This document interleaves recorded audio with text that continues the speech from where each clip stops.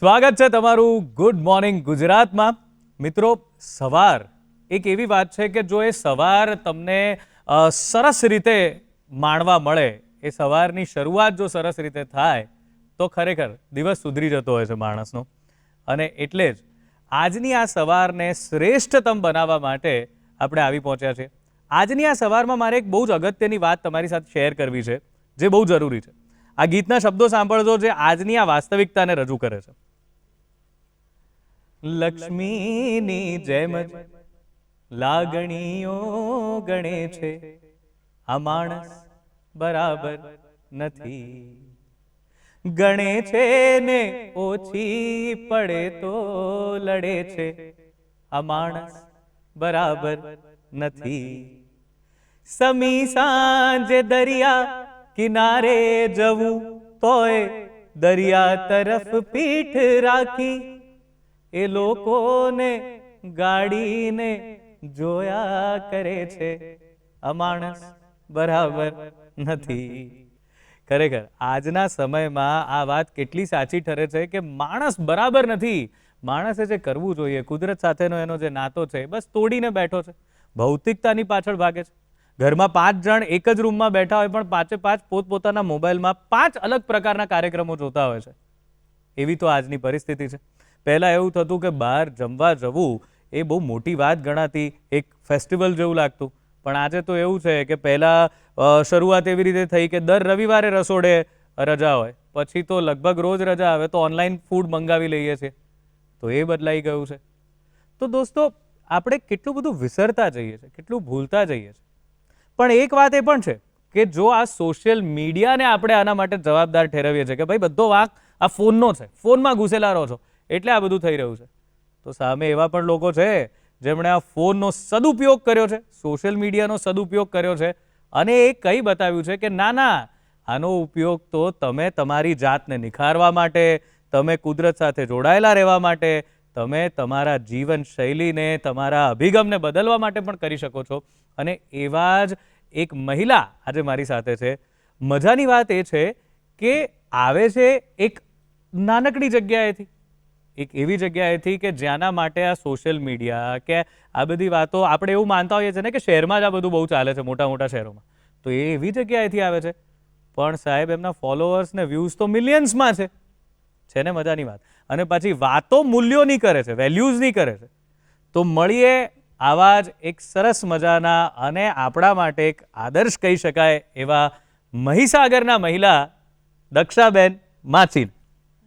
દક્ષાબેન, કેમ છો? મજામાં. પહેલા તો તમારો હસતો ચહેરો બહુ મજાનો છે, તમારી સ્માઇલ બહુ સરસ છે, એટલે દર્શક મિત્રો જે જોઈ રહ્યા છે એમની સવાર પણ આવી જ સરસ મજાની હસતી હસતી થવાની છે. તો દક્ષાબેન, પહેલાં તો એ કહો કે મહીસાગરથી આવો છો, ક્યાંથી આવો છો, કેવું છે તમારી આજુબાજુનું વાતાવરણ, એ મને જરા જણાવો. તો આજે તો મને અહીંયા બોલાવી એટલે પહેલાં તો મને બાળપણ યાદ આવી ગયું, કેમ કે હું બાળપણની અંદર આ ડીડી ગિરનાર ચેનલ જોતી હતી. તો અત્યારે મને તમે અહીંયા બોલાવી તે બદલ તો તમને ખૂબ ખૂબ આભાર, કેમ કે બાળપણની અંદર જોતી હતી મેં સપનામાં નહોતું વિચાર્યું કે હું અહીંયા સુધી પહોંચીશ. એ પહોંચવાનું કારણ તમે જ છો. તમે જે કામ કર્યું છે એના લીધે તમે અહીં છો. તો એ તો અમારા માટે સદભાગ્ય છે, દર્શકો માટે, કે તમારી વાત આજે અમે સાંભળવાના છીએ. કહો, તમારે મહીસાગરથી આવો છો, શું છે ત્યાંનું વાતાવરણ, શું કરો છો, આમ તમે કેવું જીવન છે? તો મહીસાગરમાં અમે એવું કે દરરોજ આપણે જે રોજિંદા જીવનમાં કામ તો કરીએ છીએ, રેગ્યુલર જમવાનું છે, રસોડું છે, રેગ્યુલર આપણે કામ કરીએ છીએ. અને તેમાં પણ સોશિયલ મીડિયા દ્વારા હું લોકોને, ભાઈ મિત્રોને આપણા વિડીયો બનાવી અને શેર કરીએ છીએ. તો એમાંથી એમને નવું નવું જાણવા મળે, નવું નવું શીખવા મળે તેવા વિડીયો અમે બનાવીએ છીએ અને બહુ મસ્ત છે. હા, એ તો બરાબર. તમારી આ સોશિયલ મીડિયાવાળી વાત પર તો હું આવવાનો છું, પણ પહેલાં મને તમારા વિશે, એટલે આ તમે શરૂઆત ક્યારથી કરી, શું થયું? આ સોશિયલ મીડિયાના રંગે લોકો રંગાઈ જતા હોય છે અને પછી એમાં ખોવાઈ જતા હોય છે, પણ તમે તો સોશિયલ મીડિયામાંથી કંઈક શોધી લાવ્યા. તો એ શરૂઆત કેવી રીતે, પહેલી વાર કેવી રીતે જોડાયા સોશિયલ મીડિયા સાથે? તો સૌપ્રથમ શું છે કે મારા હસબન્ડ 2016થી તેમનો વિડીયો બનાવતા હતા યુટ્યુબની અંદર. તો પછી એ આપણે ઇલેક્ટ્રિકના વિડીયો એમના હતા. તો પછી મને થયું કે આ વિડીયો બનાવે છે તો મારે પણ કંઈક કરવું છે એમની સાથે સાથે. તો અમે વિચાર્યું કે આપણે જે રોજિંદા જીવનમાં જે ઘર કામ કરીએ છીએ તેના જ પર વિડીયો બનાવીએ. તો અમે જો ખેતીનું કામ કરીએ, ઘરે ગાય ભેંસોનું પણ કામ કરીએ, અને સાથે સાથે આમ આપણે રસોઈ પણ બનાવતા હોય તો રસોઈના પણ વિડીયો મૂકી દઈએ. એટલે કે જે વિસરાઈ ગયેલી વસ્તુ છે, સાધન છે, રેસીપી છે, તો આપણે સંસ્કૃતિને નવું નવું જાણવા મળે. આજના બાળકો તો આવું કશું કંઈ જાણવા માંગતા જ નથી. આખો દિવસ મોબાઈલ લઈને જ બેસી રહે અને એમને કંઈ ખબર જ ના પડે કે આવું હોય. આપણા વડીલો કેવું જીવન જીવતા હતા એમને કશી ખબર જ નથી. તો આપણા વિડીયોથી એમને જાણવા મળે. તો હું વારંવાર કહું છું કે મારા વિડીયો તમે તમારા બાળકોને જરૂરથી બતાવજો, તો તેમાંથી તમને એમને જાણવા મળશે. પણ એ વાત તો છે, પણ મને તો ધન્યવાદ આપવાનું મન થાય છે તમારા પતિદેવને પણ, કારણ કે ઘણીવાર એવું થતું હોય છે કે બહેનો, આજે પણ એવી પરિસ્થિતિ છે ઘણી બધી બહેનોની કે પતિદેવ એમ કહેતા હોય કે ભાઈ ઘરનું કામ કરાય, આ બધું મોબાઈલ જો ના કરાય. પણ તમારા પતિદેવ પોતે ઇલેક્ટ્રિશિયન છે, ઇલેક્ટ્રિકનું કામ કરે છે, અને એમને એવું થયું કે હું આ મારા વિડીયોઝ બધા લોકોને બતાવું કે કેવી રીતે. એ શું કરતા હોય છે? એ કેવા વિડીયો બનાવે? એ ઇલેક્ટ્રિકના વિડીયો મૂકે છે કે લાઇટના છે, કોઈ પણ એવું ટીવીના હોય. એટલે માનો કે મારા ઘરમાં લાઇટ જતી રહી તો હું કેવી રીતે એને જાતે કરી શકું, એવી મદદ થાય લોકોને વિડીયો જોઈને. એવા તમારા મનમાં પણ આ તમારો વિચાર બહુ અલગ પ્રકારનો છે કે જે આપણે ભૂલી ગયા છે આપણા સરસ મજાની આપણી વાતોને એ બધા. તો પહેલી વાર એવો વિચાર આવ્યો ક્યારે તમને? એ તમારા પતિદેવે આપ્યો વિચાર કે તમને આવ્યો કે આપણે વિડીયો બનાવવા છે એવું કીધું હશે, પણ શાના બનાવવા એ કેવી રીતે ખબર પડી? તો શું છે કે અમે ઘરે જ કામ કરતા હતા અને એક દિવસ અમે ઘરનું જ કામ, ખેતરનું જ કામ ચાલતું હતું અને રસ્તા પર જ અમે લાઈવ વિડીયો બનાવી દીધો. આપણે કહેવાય કે પોપટા છે, તો પોપટા અમે લાઈવમાં બતાવી દીધા. તો એ વિડીયોની અંદર અમારી ખાસા બધા વ્યૂ આવ્યા. અને 2016ની અંદર પહેલા અમે રેસીપીના વિડીયો બનાવતો હતો, 100થી વધારે વ્યૂ આવે જ નહીં. અને તે ચેનલની અંદર અમારે 2500થી 3000 વિડીયો થઈ ગયા, પરંતુ એની અંદર વ્યૂ આવે જ ને.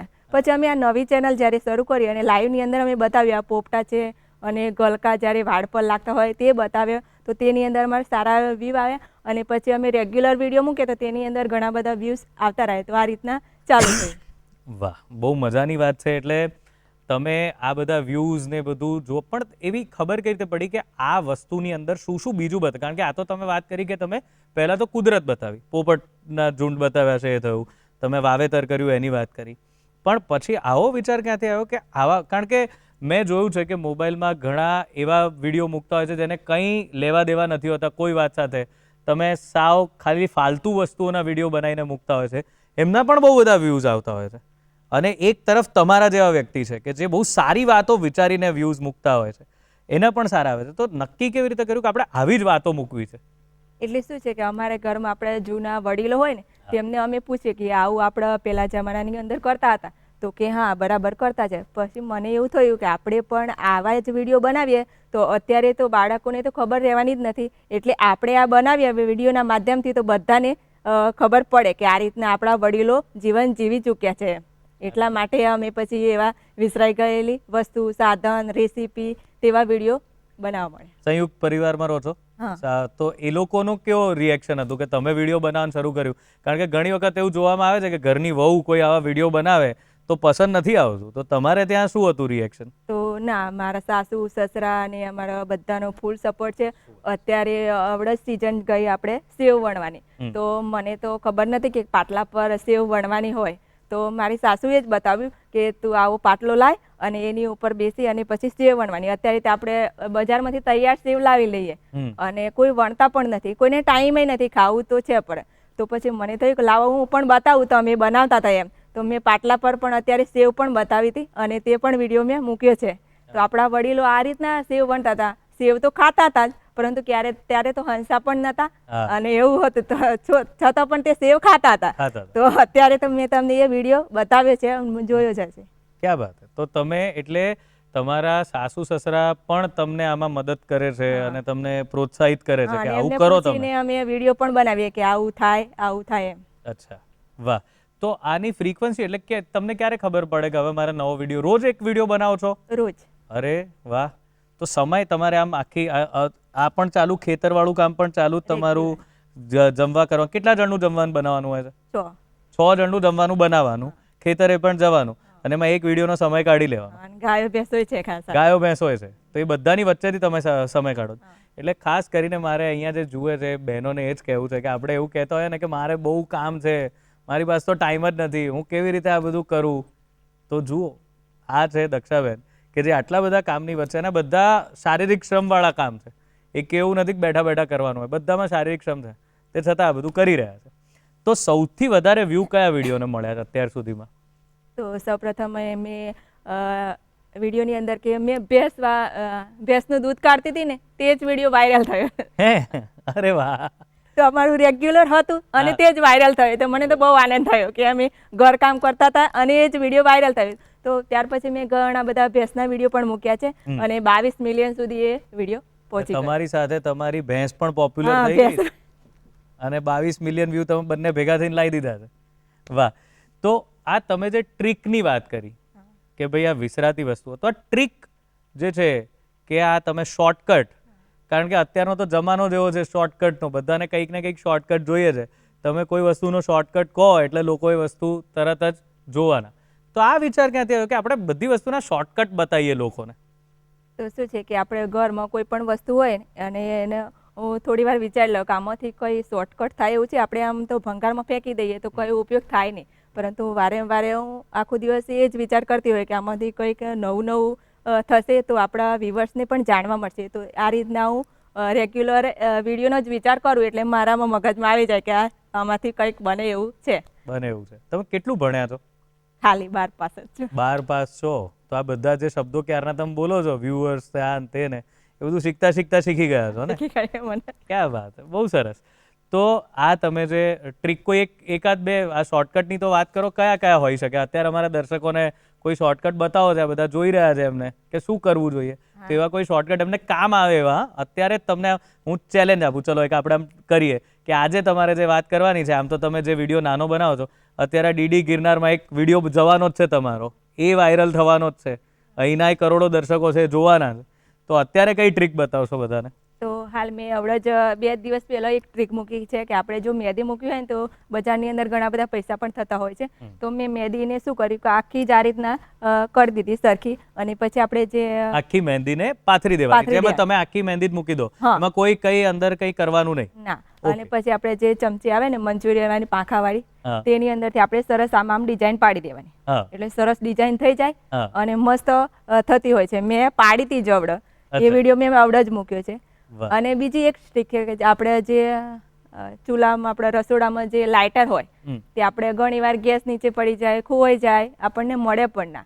અને આપણે જે તેને રસોડામાં જે રાખવું હોય ને તો આપણે કોલગેટના જે ઉપર જે ડાટા હોય તેને આપણે ડબલ સ્ટેપ વાળે લગાવી દેવાના 2 ડાટા, અને પછી તેને આમ પરોવી દેવાનું, એટલે સરસ આપણું લાઇટર ઉપર રસોડા પર જ રહેતું હોય છે. આ એક ટ્રીક છે. અચ્છા, એમણે 2 સરસ મજાની વાત કરી છે. એક વાત કરી એ છે કે ભાઈ મહેંદી, આપણને બધાને તકલીફ હોય છે, બધાને ડિઝાઇન પાડતા નથી આવડતું, તો મહેંદીને આખી મૂકી જ દેવાની, અને પછી આપણે કાંટો જે હોય આપણે જેનાથી છરી કાંટાવાળો કાંટો, એનાથી તમે એની ડિઝાઇન બનાવી શકો આમ કરીને. ક્યાં વાત છે, બહુ જ સરસ વાત. અને બીજું, ટૂથપેસ્ટના જે ઉપરના ઢાંકણા આવે એ ટૂથપેસ્ટના ઢાંકણાને લગાડી દો અને એમાં તમારું લાઇટરનું સ્ટેન્ડ બનાવી દો. એટલે આ પ્રશ્ન તો દરેક મહિલાને થતો હશે. ઘણી વાર એવું થાય, લાઇટર ક્યાં મૂક્યું, મેં લાઇટર ક્યાં મૂક્યું, લાઇટર લાવ, લાઇટર નથી મળતું. તો આ લાઇટરનું સ્ટેન્ડ બની ગયું. એટલે બજારમાંથી સ્ટેન્ડ ખરીદવા જવાની જરૂર નહીં, અને જે ટૂથપેસ્ટના ઢાંકણ તમે ફેંકી જ દેવાના છો, કોઈ કામનું જ નથી, એનાથી તમે આ સ્ટેન્ડ બનાવી દો છો.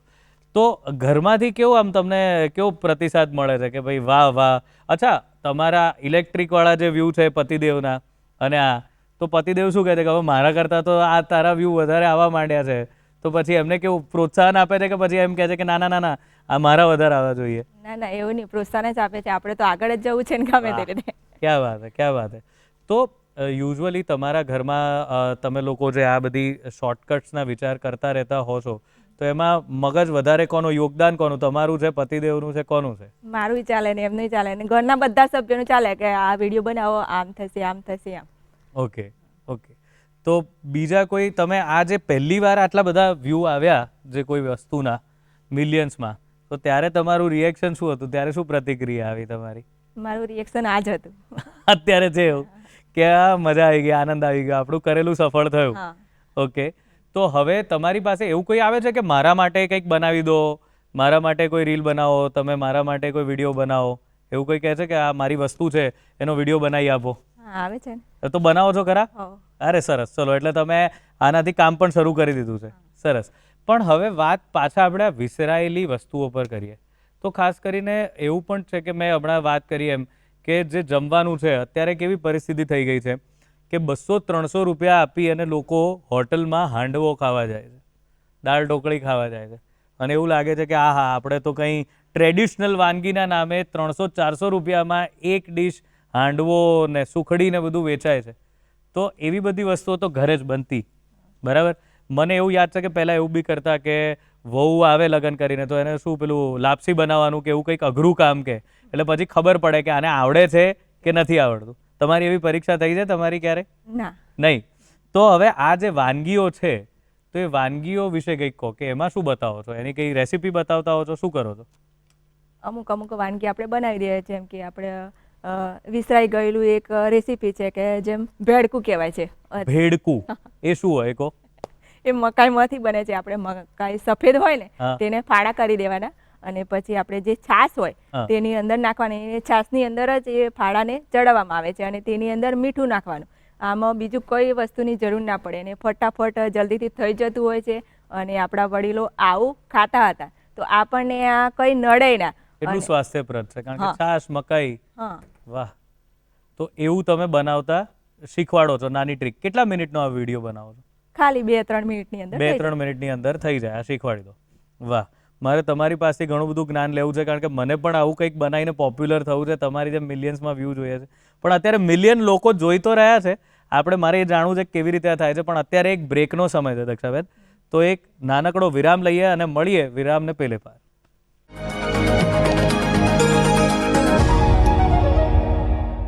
તો ફરી એકવાર સ્વાગત છે આપનું ગુડ મોર્નિંગ ગુજરાતમાં. અને બહુ મજાની વાતો, એકદમ યુનિક વાતો ચાલી રહી છે કારણ કે દક્ષાબેન જે જગ્યાએથી આવે છે અને ત્યાં એમને આટલું બધું સરસ પ્રોત્સાહન મળ્યું છે અને એટલું સરસ કામ કર્યું છે. આ વાત તો મજાની છે જ. એટલે વિસરાયેલી વસ્તુઓને, આપણી સંસ્કૃતિને એમણે પકડી રાખી છે અને પાછી પકડી જ નથી રાખી, સોશિયલ મીડિયાના માધ્યમથી આપણા સુધી પહોંચાડવાનો પ્રયત્ન કરે છે. આ બહુ મજાની વાત છે.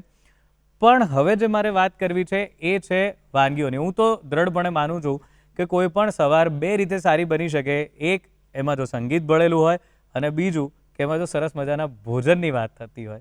એટલે જો ભોજનની વાત કરવાની હોય તો મજા જ મજા પડી જાય. અને ગાંધીનગરમાં ઇન્સ્ટિટ્યૂટ છે જે હોટલ મેનેજમેન્ટ ભણાવે છે. એ લોકોને પણ એક આવો વિચાર આવ્યો. મજાની વાત એ છે કે ગામોમાં આવો વિચાર આવવો એ કદાચ સામાન્ય વાત ગણાય કારણ કે હજુ કુદરત સાથે, હજુ જે પ્રકારની જીવનશૈલી સાથે જોડાયેલા રહેતા હોય છે લોકો. પણ શહેરોમાં આવો કોઈને વિચાર આવવો અને એના પર બહુ જ સુંદર કામ થવું એ અગત્યની વાત છે. કારણ કે શહેરના યંગસ્ટર્સ જ્યારે આ વિસરાતી વાનગીઓની વાત કરે છે, એને બનાવે છે અને લોકો સુધી પહોંચાડે છે અને એવો એક આખો ફૂડ ફેસ્ટિવલ કરે છે, એની આ સરસ મજાની વાર્તા આપ માણો. ભારતમાં દરેક રાજ્યમાં ઉપલબ્ધ થતા અનાજ શાકભાજી પ્રમાણે જે તે પ્રદેશના લોકોની ભોજનની આગવી પરંપરા રહી છે. સાથે સાથે કેટલીક વાનગીઓ કે જે આરોગ્યપ્રદ હોવા છતાં હાલના સમયમાં વિસરાઈ જઈ રહી છે. આવી જ વાનગીઓ બનાવી રહ્યા છે ગાંધીનગરની ઇન્સ્ટિટ્યૂટ ઓફ હોટલ મેનેજમેન્ટના આ વિદ્યાર્થીઓ. हमारे दादा दादी नाना नानी हम उनसे बात किए, उनसे हमें पता लगाया, प्लस हम कुछ तो इवन चैट जीपीटी का भी हेल्प लिया है हम लोगों ने. सो इन सारे मीडियम से हमने जो लॉस्ट रेसिपी है उसका हमने सारा ढूंढ के निकाला. जो पहले किसी की थाली का हर रोज का हिस्सा हुआ करता था, अब उसे हम भूलते जा रहे हैं, जो कि बहुत ही फायदेमंद होता है हमारे शरीर के लिए भी. और वो एक टेस्ट होता था, तो उस टेस्ट को हम यादगार बनाने के लिए, उस टेस्ट को फिर से याद करने के लिए हमने इसे प्लान किया. लोग पिज़्ज़ा खाने में इंटरेस्टेड है, बर्गर खाने में इंटरेस्टेड है, तो उनसे इनको थोड़ा अलग एक सीख देने के लिए. और मज़ेदार बात यह है कि आज का जो थीम था इसमें जो बच्चों ने काम किया, ये दूरदर्शन हमने बैकग्राउंड में दूरदर्शन रखा था, तो दूरदर्शन इन्होंने कभी देखा ही नहीं और हम जो है दूरदर्शन के सिवा दूसरा कुछ देखा नहीं. मतलब दोनों में क्या कहें कॉन्ट्रास्ट है. तो इसके लिए भी उनको थोड़ा हम हिस्ट्री में पीछे ले जाना चाहते थे. તાજેતરમાં કોલેજના અધ્યાપકોના માર્ગદર્શન સાથે અહીંના વિદ્યાર્થીઓએ બિહારના ચંપારણનું પ્રખ્યાત કટહલનું શાક તથા કાચા કેળાની ચટણી, ઓડિશાનું ખીરગોઈઠા, ઉત્તર પ્રદેશનું યમકી ગલોટી, કેરળનું ટાપિયોકા કરી, પંજાબનું છીટ, ઝારખંડનું દુધોરી જેવી ઘણી વિસરાતી વાનગીઓ બનાવીને મહેમાનોને તેનો આસ્વાદ કરાવ્યો. તો જાણીએ આમાંની કેટલીક વાનગીઓ બનાવવાની રીત. केले की चटनी बिहार साइड से आती है। बहुत पुरानी चटनी है जो हमारे दादा परदादा बनाया करते थे और वो सिलबट्टे पे पीसी जाती है। पत्थर का भी न्यूट्रिएंट्स उसमें आ जाता है और अच्छे से पीसी जाती थी। तो पहले कच्चे केले को लेना है, उसे छील लेना है और वो थोड़ा पल्प के साथ छीलना है जिससे एक क्रीमी टेक्सचर आ जाता है उसके अंदर और एक अच्छी क्रीमी लगती है और थोड़ा कड़ू कम लगता है वो, जब तक हल्का काला नहीं हो जाए। उसको उबालने का तो छान लेना है और फिर सिलबट्टे में हमें वो चटनी, अदरक, लहसुन और हरी मिर्च लेके उसको अच्छे से पीसना है। उसके बाद उसमें हम तेल डालेंगे, नींबू का रस डालेंगे और नमक डालेंगे, उसको अच्छे से पीसेंगे और फिर हम उसे सर्व कर देंगे। आज हम देखने जा रहे हैं याम की गलौटी। बेसिकली याम की गलौटी एक अवधी क्यूजिन है। ये मेनली लखनऊ में बनती थी रॉयल फैमिली में। याम की गलौटी बनाने के लिए अपन पहले याम को लेंगे, याम की स्किन निकाल के उसको अच्छे से पील करके उसको चॉप करके उबाल लेंगे। उसी के साथ आलू लेंगे, आलू और चना दाल को एक साथ पे करके भिगो के उसको भी कट करके बॉईल करेंगे। फिर याम को मैश करेंगे, आलू को भी मैश करेंगे और चना दाल जो अपने बॉईल किए उसकी ग्राइंड करके उसका पेस्ट बना लेंगे। फिर सबको एक साथ मिक्स करके उसमें लाल मिर्च, नमक, हरी मिर्च और प्याज और धनिया पाउडर वगैरह डाल के उसको मिक्स कर लेंगे। लास्ट में कोटिंग के लिए सूजी डाल के उसको अपन शैलो फ्राई करेंगे। खीर गोईठा एक ऐसी रेसिपी है जो उड़ीसा की फेमस स्वीट डिश है। उड़ीसा में खीर गोईठा बनाया जाता है जो कि बेसिकली दूध को उबाल के उसकी रबड़ी बनाई जाती है और उसमें चावल के आटे की गोलियां बना के उसी दूध में उबाला जाता है और उसको पिस्ता के साथ गार्निश करके सर्व किया जाता है। વિસરાતી વાનગીના આ કાર્યક્રમમાં ખાસ 80ના દાયકા મુજબની થીમ બનાવવામાં આવી, જેમાં દૂરદર્શનના 80ના દાયકાના કાર્યક્રમોની ઝલક પણ બતાવવામાં આવી હતી. સાથે આપણી પ્રાચીન રમતોની યાદોને પણ તાજી કરવામાં આવી હતી.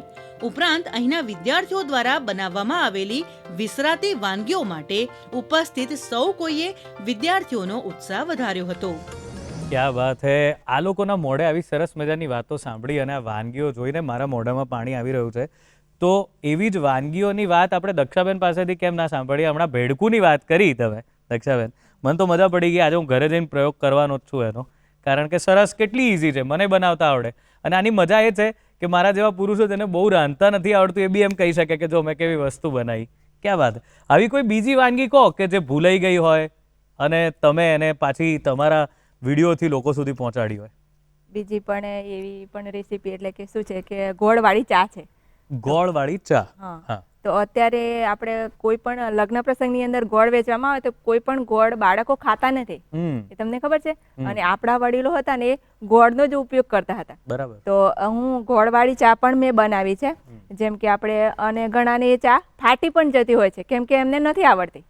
ફાટવાનું શું કારણ ગોળવાળી ચા? ફાટવાનું એ જ કે આપણે પાણી નાખીએ, ગોળ નાખીએ અને દૂધ નાખીએ એટલે તે ફાટી જતી હોય છે. પરંતુ આપણે શું કરવાનું, પહેલા ગોળ અને ચા ઉકાળી દેવાનું પાણી સાથે પાણીમાં, બરાબર. અને પછી દૂધની અંદર આપણે ગેસ બંધ કરી અને પછી દૂધ પાડવાનું એટલે ફાટે નહીં. અને જો તમે ઉકાળો દૂધ પાડીને તો આપણી ચા ફાટી જતી હોય છે. તો આપણે ગોળવાળી ચા પીવાથી આપણા શરીરની અંદર ઘણી બધી રાહત થતી હોય છે. હાડપગનો દુખાવો થતો હોય તેમાં પણ, અને આપણે ખોળવાળી ચા પીએ તેમાંથી આપણને ઘણું બધું નુકસાન પણ થતું હોય છે. તો આ પણ ખાંડવાળીમાંથી નુકસાન થાય પણ ગોળવાળી તો બહુ જ સારી ને, કારણ કે એમાં તો કોઈ પ્રોસેસ થયેલી હોતી નથી, ગોળ જ સીધો આપણે લેતા હોઈએ. આ કોણે શીખવાડી તમને? અમારા બાએ શીખવાડી. વાહ. તો જુઓ આ કઈ પેઢીથી વાત ચાલી આવી છે અને આ પેઢીએ એટલે કે દક્ષાબેનની પેઢી એને સમજીને આપણા સુધી પહોંચાડી. અને કેવી સરસ એક નાનકડી વાત છે ને કે ધારો કે તમે દૂધ જો પહેલા નાખી દીધું તો ફાટવાની શક્યતા વધી જાય છે, પણ ખાલી એટલું જ કરવાનું કે ગેસ બંધ કરીને દૂધ પાડવાનું. ક્યાં વાત છે.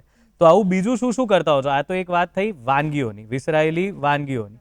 બીજું શું વિસરાયેલી વસ્તુઓની વાત તમે કરતા હો છો તમારા વિડીયો? તો શું છે કે આપણે આપણા વડીલો હતા ને તે જમવાનું બહાર ચૂલા પર જ બનાવતા હતા. અને અત્યારે તો આપણે રસોડો બનાવી દીધો એટલે એક બાજુ દાળ ભાત તૈયાર. અને આપણા વડીલો જે દાળ ચૂલા પર માટીના વાસણ આવે ને જે કદુ કહેવાય તેની અંદર મૂકી અને ખેતરમાં જાય પછી આવીને દાળ બનાવતા હતા. એટલામાં સરસ રીતે તે ચડી રહેતી.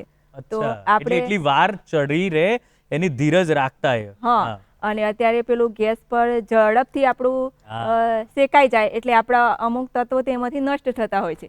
જ્યારે આપણે ચૂલા પર થતા હોય ને તે ધીમે ધીમે દેવતા લાગે તેમ ધીમે ધીમે બફાતું એટલે આપણને એમાંથી કંઈ નુકસાન થતું નહોતું. અને માટીના વાસણની અંદર થતું. અત્યારે તો આપણે કુકરની અંદર બનાવી દઈએ તમે તો ન્યુટ્રિશનિસ્ટ લાગો છો. હા, આટલી બધી સરસ પોષક તત્વોની વાત કરી છે. વિચાર કરો સાહેબ, તમે 12મું જ ભણ્યા છો, પણ 12મું ભણ્યા પછી જીવન, વ્યવહાર અને સંસ્કૃતિએ કેટલું બધું તમને શીખવાડી દીધું છે કે તમે આજે વાત કરી કેટલી કામની છે કે ધીરજથી આજે દાળ ચૂલા પર મૂકવામાં આવે છે એટલે ધીમે ધીમે એ થાય ધીમે છે. ધીમે થાય. પણ એની સાથે બધા પોષક તત્વો જોડાઈ રહે છે. ક્યાં વાત છે. બીજું કંઈ કપડાં વપડા વિશે કંઈ કરતા હો છો કે નહીં? એમાં કંઈક ના, કપડાં કપડા માટે નહીં તો બીજી કઈ વસ્તુઓ તમે કહેતા હો છો? કોઈ એક શોર્ટકટ બીજો કોઈ?